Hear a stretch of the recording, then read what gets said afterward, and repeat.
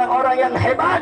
Bahkan diceritakan beliau pernah mi'raj, saudara-saudara, bertemu dengan Allah dalam satu hari 70 kali, saudara-saudara. Sehingga banyak para ulama, banyak orang-orang saleh di zaman beliau, di masa beliau, berkunjung kepada beliau untuk mengambil manfaat, untuk mengambil barakah daripada ilmu-ilmu beliau.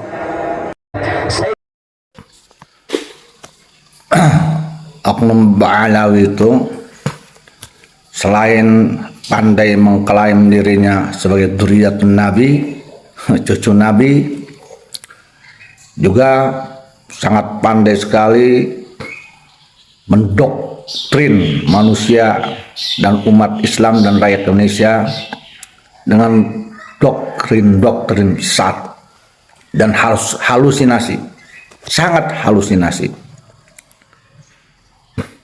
Mereka selalu mengagung-agungkan leluhurnya dengan berbagai macam cerita halusinasi yang sangat bertentangan dengan syariat Islam, yang tidak masuk di akal. Bagaimana mungkin kita bisa mempercayai bahwa ada oknum Ba'alawi bisa Isra Mi'raj 70 kali setiap hari? Bagaimana mungkin kita bisa mempercayai oknum Ba'alawi, oknum leluhurnya, bisa mengislamkan orang yang sudah mati di dalam kubur? Itu sangat bertentangan dengan syariat Islam. Dan celakanya, doktrin-doktrin tersebut langsung ditelan mentah-mentah oleh mayoritas orang-orang yang dungu, orang-orang yang bodoh, oleh mukibin yang dungu dan bodoh. Mukibin yang dungu dan bodoh sudah sangat tersihir oleh klaim bahwa mereka dzurriyyatun Nabi, sehingga ketika mereka memandang oknum Ba'alawi adalah dzurriyyatun Nabi, seolah-olah semua tingkah laku mereka tidak ada neraka, tidak ada cacat, tidak ada batil, tidak haram. Semuanya suci, semuanya surga. Mereka sangat mengentengkan perihal dosa. Mereka sangat menganggap rendah mudah perihal neraka. Karena ada syafaat Rasulullah Muhammad sallallahu alaihi wasallam sebagai eyangnya oknum Ba'alawi.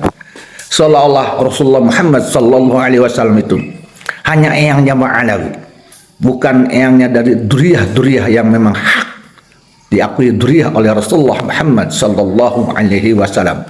Ini adalah jelas kebodohan yang nyata, kedunguan yang sangat jelas, tersihir, terhipnotis di zaman sekarang.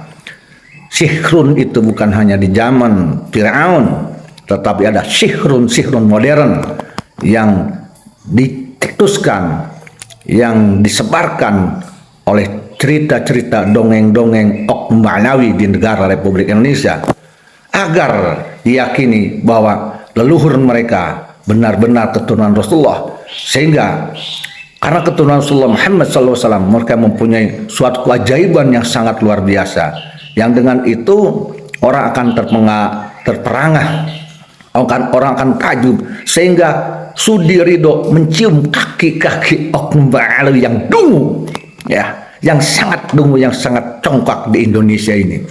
Bayangkan, banyak sekali mayoritas umat Islam di Indonesia, ya, ironisnya orang-orang yang mengerti sampai sudi-sudinya mau mencium kaki oknum Ba'alawi yang mengklaim dirinya ulama, tetapi mohon maaf, membaca kitab kuning saja itu dari kiri ke kanan, ya. Na'udzubillah summa na'udzubillah min dalik. Ini kepercayaan, keyakinan yang tanpa rasio. Kepercayaan, keyakinan yang tanpa rasio, tanpa logika, tanpa pikiran adalah kedunguan yang nyata, jumud yang harus diperangi. Na'udzubillah summa na'udzubillah. dengan keyakinan bahwa mereka itu dzurriyyatun Nabi, maka semuanya seolah akan diberikan kepada mereka, seolah semua pemberian kepada mereka ada pemberian pada Rasulullah Muhammad sallallahu alaihi wasallam, sehingga siapapun dia yang menghalanginya dicapnya adalah musuh Rasulullah, musuh Allah, musuh dzurriyyatun Nabi. Na'udzubillah summa na'udzubillah. Negara Indonesia adalah negara tatanan hukum. Negara Indonesia adalah negara yang dipenuhi oleh ulama-ulama, ahli-ahli waro, dipenuhi oleh umat-umat Islam yang benar-benar soleh. Tetapi oknum Ba'alawi ini seolah-olah tidak melihat semua itu. Kenapa sebabnya? Kenapa sebabnya? Kenapa sebabnya? Karena mereka mempunyai ego. Aku cucu Nabi, aku dzurriyyatun Nabi. Maka siapapun, apapun, tidak ada yang bisa mengalahkan aku. Semuanya menjadi rendah karena di dalam diriku ada darah Nabi, sehingga presiden itu lebih rendah daripada dirinya, ulama pribumi lebih rendah daripada dirinya, umat Islam pribumi lebih rendah daripada dirinya, karena dzurriyyatun Nabi segalanya bagi mereka. Kebodohan yang nyata, otaknya disimpan di dengkul, pembodohan yang nyata. Keegoan tersebut menjadikan kecongkakan bagi dirinya, mudah mencaci maki, mudah menghina, karena merasa dirinya dzurriyyatun Nabi.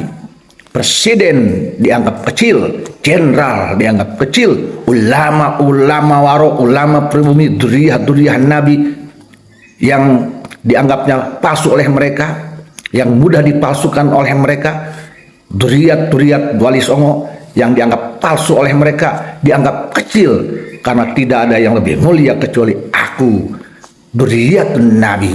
Na'udzubillah summa na'udzubillah. Padahal di dalam darahnya bullshit sekali. Saya katakan lagi, bullshit, pembohongan yang nyata. Kita jangan pernah tersihir oleh halusinasi mereka, cerita dongeng mereka. Jangan mudah percaya dengan teriakan-teriakan mereka. Di dalam tubuhku ada darah Rasulullah Muhammad sallallahu alaihi wasallam. Itu bullshit. Itu tidak terbukti. Itu nonsen. Maka menurut saya lebih berbahaya daripada Abu Jahal itu sendiri.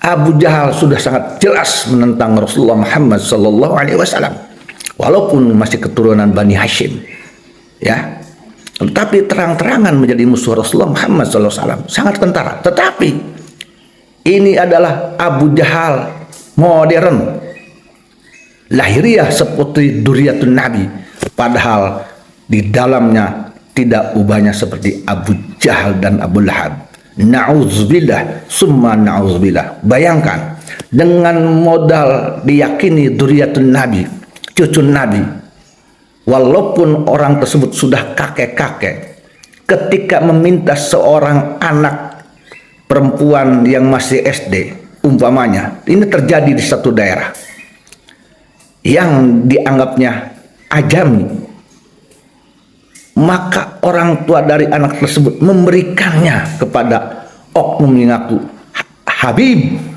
diberikannya, meminta kambing pun, semua kambing yang ada di kandang diberikannya karena diyakini sebagai cucu Nabi.